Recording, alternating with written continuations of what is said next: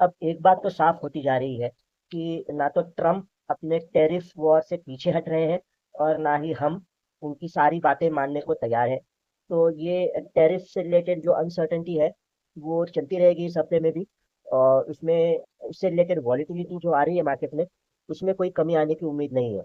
हमारा पिछले हफ्ते का मार्केट का व्यू हमारे बड़े काम आया। तो वॉलेटिलिटी को मैनेज करने में हमें बड़ी आसानी हो गई। तो इस हफ्ते में क्या है जो हमको नहीं करना है, जिससे कि हमारा प्रॉफिट बना रहे और लॉस से भी हम बचते रहे। चलिए देखते हैं। अब इस हफ्ते में मंथली एक्सपायरी भी है इंडेक्स की। तो मंथली एक्सपायरी या एक्सपायरी के वीक में, अब तो मंथली एक्सपायरी ट्यूसडे को है। सेंसेक्स की या फिर बीएससी की जो एक्सपायरी थी वो तो हो गई पिछले हफ्ते में, क्योंकि उनकी थर्सडे को है अभी। और एनएससी की, निफ्टी की एक्सपायरी ट्यूसडे को है। तो 30 तारीख को होगी। ये मंथली एक्सपायरी है। तो मंथली एक्सपायरी में नॉर्मल क्या होता है, तो जो वॉलिटिलिटी है वो बढ़ जाती है और मोमेंटम काम करता है। तो मार्केट अगर ऊपर जा रहा है तो ऊपर ही जाता रहेगा बड़ी तेजी से, मार्केट अगर नीचे आ रहा है तो नीचे ही आता रहेगा बड़ी तेजी से। तो इस हफ्ते में शुरू के एक दो दिनों में ये वॉलिटिलिटी मुझे परेशान कर सकती है, या फिर ये मोमेंटम मुझे परेशान कर सकता है। तो मुझे मोमेंटम के साइड में ट्रेड लेने हैं एज ए ट्रेडर। उसके अगेंस्ट जाने की बिल्कुल भी कोशिश नहीं करनी है।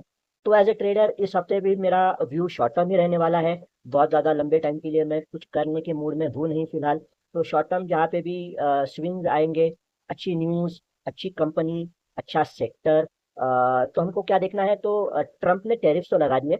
अब टैरिफ्स का सब पे इक्वल असर पड़ेगा तो नहीं। तो फॉर एग्जांपल अगर फार्मा कंपनीज के ऊपर ट्रम्प साहब ने टैरिफ लगा दिए, तो क्या सारी फार्मा कंपनीज पे उसका उसका असर होने वाला है? क्या हॉस्पिटल्स पे भी उसका असर होने वाला है? जरा सोचिए। और उस हिसाब से काम करना पड़ेगा फिर हमें एज ए ट्रेडर। और फिर से एज ए ट्रेडर हमको बॉटम नहीं ढूंढना है, हमको टॉप नहीं बताना है। जो मार्केट में मूवमेंट हो रही है उसको रिस्पेक्ट करना है और उस हिसाब से बाइंग सेलिंग करनी है। तो थोड़ा सा बीपी भी कंट्रोल में रहेगा और प्रॉफिट बढ़ने के भी चांसेस बढ़ जाएंगे आपके। एज ए इन्वेस्टर मेरे लिए ज़्यादा कुछ अभी भी नहीं बदला है। अगर इंडेक्स के मैंने कुछ शेयर्स खरीदे हैं कंपनी का परफॉर्मेंस देखकर, तो मेरा बीपी बहुत ज़्यादा टेस्ट करने वाले हैं। तो मुझे पेशेंस दिखाना पड़ेगा। अगर कंपनी का परफॉर्मेंस सही है तो ये शॉर्ट टर्म की मूवमेंट्स को मुझे इग्नोर करना ही पड़ेगा।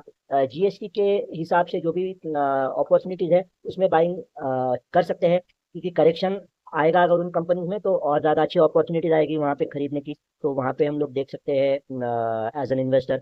और इन जनरल मुझे एज एन इन्वेस्टर बहुत पेशेंस दिखाना है। दूसरा क्या करना है, तो ये जो शॉर्ट टर्म मूवमेंट्स हो रही है इसका असर नहीं लेना है। मतलब ऐसे लग सकता है कि रोज कुछ ना कुछ करना जरूरी है। इन्वेस्टर के लिए ये जरूरी नहीं है। ये मुझे याद रखना पड़ेगा इस हफ्ते।